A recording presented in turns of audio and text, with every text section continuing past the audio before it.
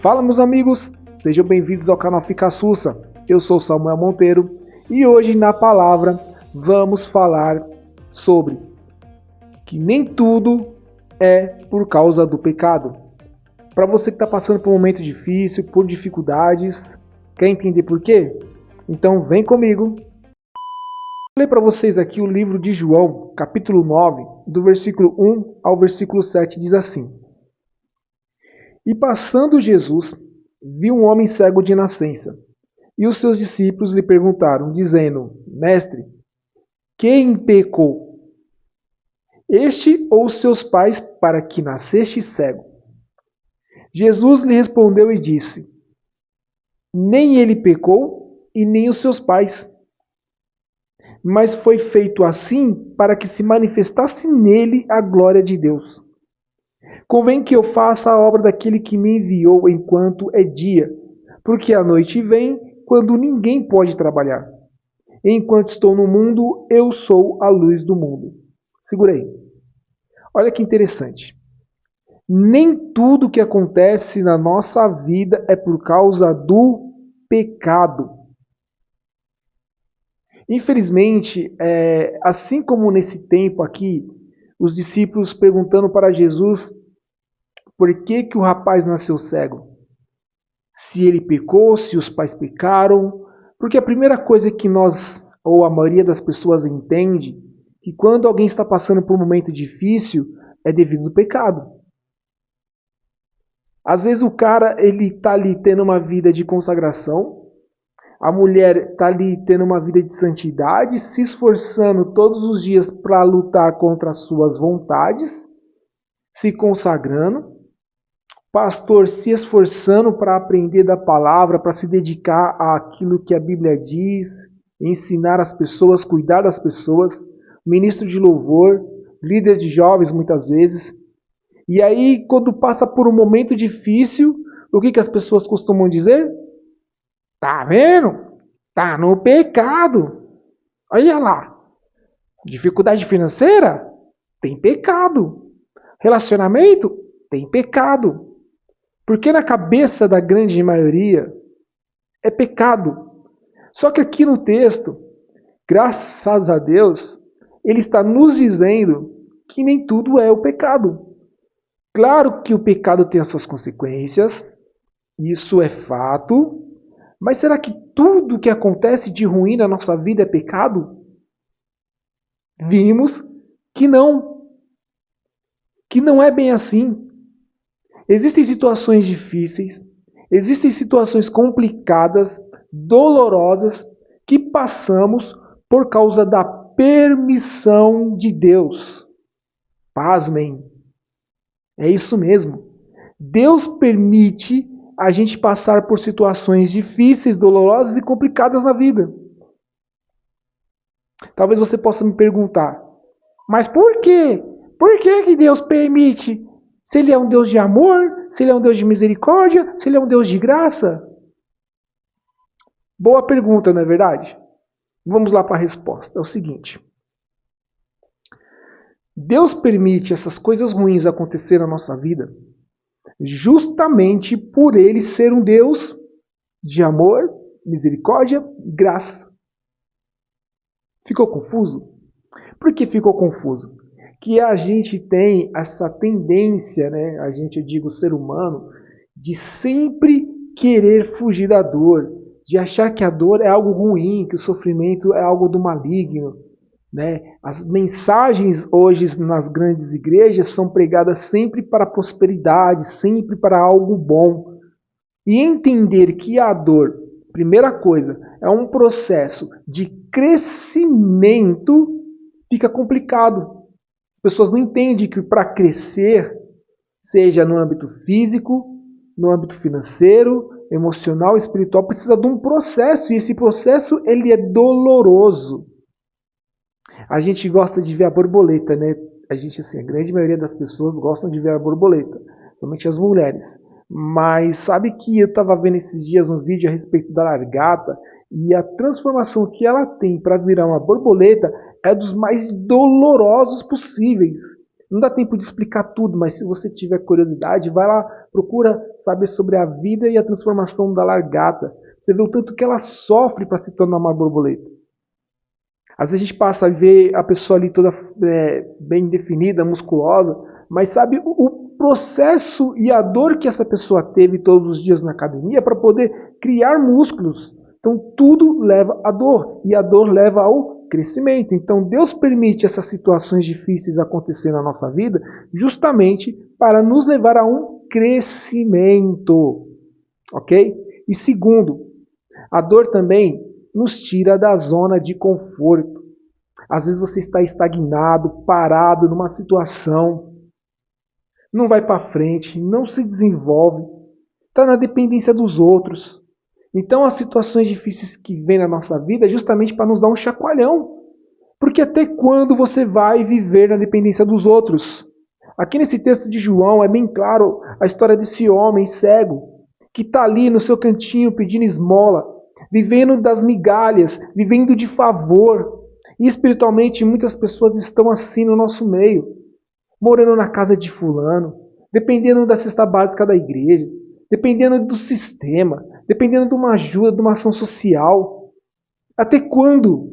Sendo que você tem potencial para poder fazer a sua compra do mês, sendo que você tem potencial para não viver mais na dependência do sistema, mas você não consegue enxergar, porque há uma cegueira espiritual na sua vida que te impede de ver o quão grande você é.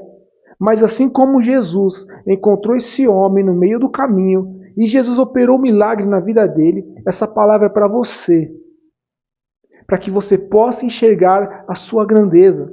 Olha que interessante aqui a continuação dos versículos 6 e 7. E tendo dito isto, Jesus, que era a luz do mundo, cuspiu na terra e com a saliva fez um lodo, untou e colocou nos olhos do cego. E disse, vai, lava no tanque Siloé, que significa enviado, e foi, pois lavou-se e voltou vendo. Essa situação que você está vivendo não é aquilo que Deus quer. A situação de viver de migalhas, na dependência de um relacionamento, na dependência dos outros para conseguir um emprego, não é isso que Deus quer. Deus pode e quer te fazer ser um empresário. Um homem de família, uma mulher de família bem-sucedido, e não esse relacionamento que você tem que fica mendigando a atenção do outro. Mas para que você possa viver isso, você precisa obedecer. Guarda essa palavra, obediência. Porque aqui houve de Jesus uma palavra para esse rapaz. Você precisa lavar os seus olhos no tanque Siloé. Entre onde eles estavam até o tanque havia um caminho, uma distância. No meio desse caminho, provavelmente deveria haver outros poços. Ou até mesmo, imagina comigo a situação, o cara andando com o olho todo sujo de terra, ninguém sem entender nada. Algumas pessoas talvez nem reconheceram ele, nem sabiam que era ele, e falavam, moço, tem óleo sujeira nos seus olhos aí. Lava aqui, ó. Tem um pouco d'água aqui, ó. Lava aí. Não, então, lava ali no poço. Tem um poço aqui na rua de baixo, aqui, ó. Só o senhor descer aqui, quer que eu te levo? Tem um poço aqui embaixo, você pode lavar nesse poço. Não, tem que ser no tanque Siloé? Poxa, moço, no tanque Siloé tá lotado, meu. Tá lotado, tá lotado. Ó, o fulano ali acabou de vir de lá, ó. Pega aqui, ó. Dá essa água aí, ó. Passa no rosto do menino aqui, ó. Ah, essa água aqui é do tanque Siloé, lava. Porque até o tanque tá muita gente lá, não dá não. Vai demorar. Já pensou se ele ouvisse essas vozes e ele lavasse os olhos dele no meio do caminho? Ele ia ser curado? Ele ia ser curado? Não. Por quê? Porque havia uma palavra, um direcionamento, algo específico. E ele só voltou vendo porque aqui no versículo 7, ele foi lavar os olhos no tanque designado que era para ele lavar. Você está entendendo? Deixa eu traduzir para você. Na verdade, eu quero até terminar essa reflexão. Mas eu quero terminar com uma pergunta. Você tem lavado os seus olhos no tanque Siloé? Você tem lavado seus olhos aqui, ó. O tanque Siloé, o que representa o tanque Siloé? Porque o que a palavra diz é o que nós devemos viver. Não é o que os outros dizem, mas é aquilo que Deus diz de uma forma específica para você, de uma forma geral para todos nós. Porque para cada um há um processo.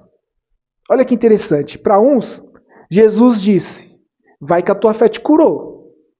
Para outros, Jesus perguntou, o que queres que eu te faça? Para outros, Jesus tocou.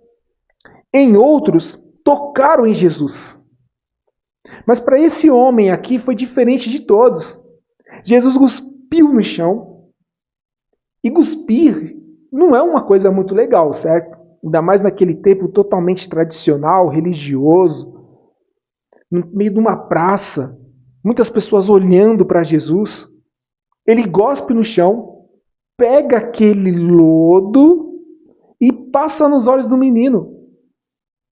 Aqui Jesus ele está fazendo o que estava escrito em Gênesis, do capítulo 1, capítulo 2, aonde Deus cria o homem do pó da terra e sopra o fôlego de vida, fazendo aquele boneco ser alma vivente. Quando Jesus pega o lodo, a terra, e o cuspe, que é algo que sai dele, do fôlego, e passa nos olhos do menino, ali ele está restaurando os seus olhos, barro com barro da liga.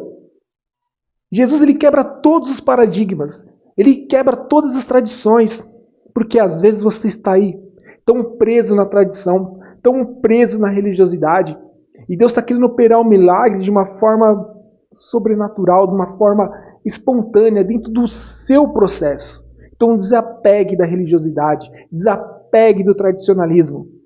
Esteja atento àquilo que Deus quer para a sua vida.